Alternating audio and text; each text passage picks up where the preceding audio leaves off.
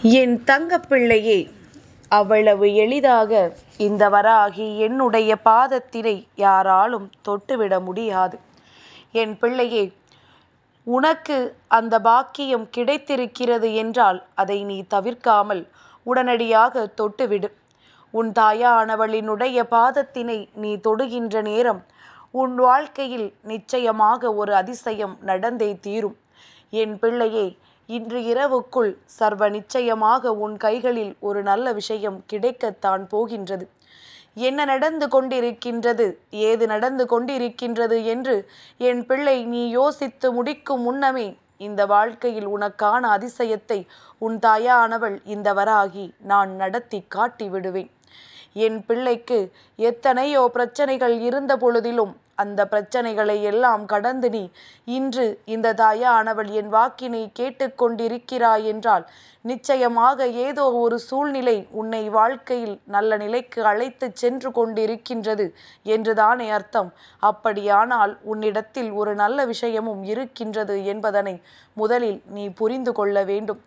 உன்னை சுற்றி நடக்கின்ற விஷயங்களும் உனக்காக இருக்கின்ற விஷயங்களும் உன்னால் சரியாக புரிந்து கொள்ள முடியவில்லை. உன்னை சுற்றி நடப்பது என்னவென்று உன்னால் அறிந்து கொள்ள முடியவில்லை.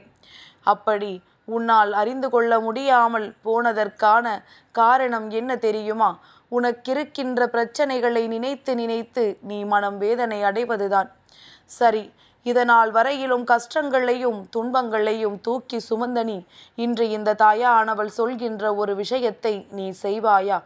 என் பிள்ளையே, உன்னுடைய மனது எப்பொழுது எல்லாம் மிகுந்த வேதனையுறுகின்றதோ, எந்த நொடிகளில் எல்லாம் உன்னால் தாங்க முடியாத வேதனையாக இருக்கின்றதோ, இதற்கு மேலும் இந்த வாழ்க்கையை நம்மால் அனுபவிக்க முடியாது, நமக்கென்று இந்த வாழ்க்கையில் எதுவுமே இல்லை என்று உனக்கு தோன்றுகின்றதோ, அந்த நொடி நான் சொல்கின்ற இந்த ஒரு விஷயத்தை நீ செய்து பார். என் பிள்ளையே, அருகில் ஏதேனும் கோவில் இருக்கிறது என்றால் நீ அங்கு சென்று ஒரு 10 நிமிடம் கண்களை மூடி அமர்ந்து கொள். உன்னுடைய அத்தனை விஷயங்களையும் கஷ்டங்களையும் சோதனைகளையும் எல்லாவற்றையும் மறந்து இந்த வாழ்க்கையில் உனக்கு நல்லது நடக்கப் போகிறது என்பதை மட்டும் மனதிற்குள் நினைவில் வைத்து கொண்டு எல்லா விஷயங்களையும் கடந்த வாழ்க்கை நமக்கு நிச்சயமாக நல்லதை கொடுக்கும் என்கின்ற உணர்வோடு ஒரு 10 நிமிடம் நீ அமர்ந்து கொள். என் பிள்ளையே, அதன் பிறகு அங்கிருக்கின்ற மரம் செடி கொடிகளை நன்றாக உற்று நோக்கிப்பார். நிச்சயமாக அந்த பசுமை உன்னுடைய மனதிற்குள் இருக்கின்ற தேவையற்ற எண்ணங்களை எல்லாம் எடுத்து வெளியில் விட்டு உன் மனதிற்கு மிகுந்த ஆறுதலை கொடுக்கும். உன் மனதிற்கு மிகுந்த நம்பிக்கையை கொடுக்கும். நிச்சயமாக ஏதோ ஒன்று நம் வாழ்க்கையில் நமக்கான நல்லதை இன்னும் சில நாட்களில் நமக்கு கொடுக்க போகின்றது. நாம் என்ன நடந்தாலும் அதை மனதிற்குள் தைரியத்தோடு எதிர்கொள்ள வேண்டும் என்கின்ற உணர்வை உனக்குள் நிச்சயமாக கொடுக்கும். உன்னுடைய இந்த உணர்வுகள் எல்லாமே நிச்சயமாக உன்னை ஏதோ ஒரு இடத்திற்கு கொண்டு சேர்க்கும் என்பதனையும் நீ புரிந்து கொள்ள வேண்டும். மற்றவர்கள் போல நாம் இல்லை. மற்றவர்கள் போல நாம் இருந்தால் மட்டும்தான் அவர்கள் நம்மை மதிப்பார்கள். நாம் சற்று வித்தியாசமாக இது போன்று கோவில்களில் எல்லாம் அமர்ந்து கொண்டு நாம் தியானத்தை செய்து கொண்டிருந்தோம் என்றால் நம்மை பார்க்கின்றவர்கள் எல்லாம் வித்தியாசமாக பார்ப்பார்கள் என்று எண்ணுகின்றாய் அல்லவா? என் பிள்ளையே, இந்த நொடி நீ நினைக்க வேண்டிய விஷயம் என்ன தெரியுமா? உன்னை பார்த்து யார் என்ன நினைத்தாலும் அதை பற்றிய கவலை முதலில் உனக்கு வேண்டாம். நீ கஷ்டப்படும் பொழுது உன்னை தேடி வராதவர்கள், நீ கண்ணீர் விட்டு கதறும் பொழுதெல்லாம் எதற்கென்று கேட்காதவர்கள், உனக்கு ஆறுதலை கொடுக்க ஒரு சிறு துளி அளவு கூட மனமில்லாதவர்கள், அதற்கு மேலும் நீ படுகின்ற கஷ்டங்களை எல்லாம் பார்த்து வாய் விட்டு சிரித்தவர்கள், இவர்களுக்காகவா நீ உனக்கான விஷயங்களை செய்யாமல் விட நினைக்கின்றாய்? என் பிள்ளையே, நீ உனக்கான விஷயங்களை எல்லாம் சரியாக செய்து கொண்டால் போதும். உன்னுடைய மனது நிம்மதியடைய வேண்டும், உன்னுடைய வாழ்க்கையில் நல்லது நடக்க வேண்டும் என்றால் நான் சொல்வது போல நீ உன்னுடைய மனதை அமைதிப்படுத்திக்கொள். அதுதான் உன் வாழ்க்கைக்கும் உன் எதிர்காலத்திற்கும் நல்லது.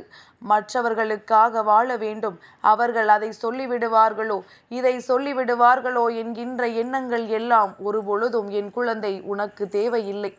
இந்த விஷயங்களை எல்லாம் நீ ஒருபொழுதும் உன் மனதிற்குள் போட்டு அதை தூக்கி சுமக்க வேண்டிய அவசியம் இல்லை என்பதனை முதலில் நீ புரிந்து கொள்ள வேண்டும்.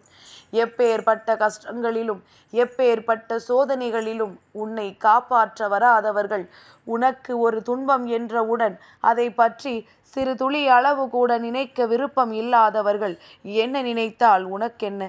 என் பிள்ளை, உன் வாழ்க்கை உன் கைகளில் நிச்சயமாக நல்லபடியாக மாற வேண்டும் என்றால் நீ நான் சொன்னது போல நல்ல விஷயங்களை உன் வாழ்க்கைக்குள் கொண்டு வர வேண்டும். நீ தெய்வத்தின் மீது அதிக நம்பிக்கை கொண்டு தெய்வத்தினை தேடத் தொடங்கு. இங்கே சிலர் எப்பொழுதும் தெய்வமே கதி என்று இருக்கின்ற குழந்தைகளை பார்த்து கேலியும் கிண்டலும் செய்வார்கள். அவர்களுக்கு வாழ்க்கையில் சில நல்ல விஷயங்கள் நடக்காமல் இருக்கிறது. இவர்கள் தெய்வம் தெய்வம் என்று கதி என்று இருக்கின்றார்கள். இந்த தெய்வம் இவர்களுக்கு எதை கொடுத்தது? எதற்கும் ஒரு அளவில்லையா என்று கேலியும் கிண்டலும் செய்கின்ற மனிதர்கள் நிறைய இருக்கின்றார்கள். ஆனால் உண்மையாகவே இந்த தெய்வத்தை வணங்கியதற்காக அவர்கள் அடைகின்ற பலன் ஏராளம். அந்த நேரத்தில் அவர்களுக்கு வாழ்க்கையில் சோதனைகள் வந்திருக்கலாம். ஆனால் அவர்கள் தெய்வமே கதி என்று இருந்ததற்கான பலன் நிச்சயமாக ஒரு நாள் அவர்கள் வாழ்க்கையில் கிடைத்திருக்கும். அவர்களுக்கான பலன் நிச்சயமாக அவர்கள் கை வந்து சேர்ந்திருக்கும். மற்றவர்களுக்கு வேண்டுமானால் அது தெரியாமல் இருந்திருக்கலாம். காரணமில்லாமல் அவர்கள் தெய்வத்தை வணங்கவில்லை என்பது அவர்களுக்கு மட்டும்தான் தெரியும்.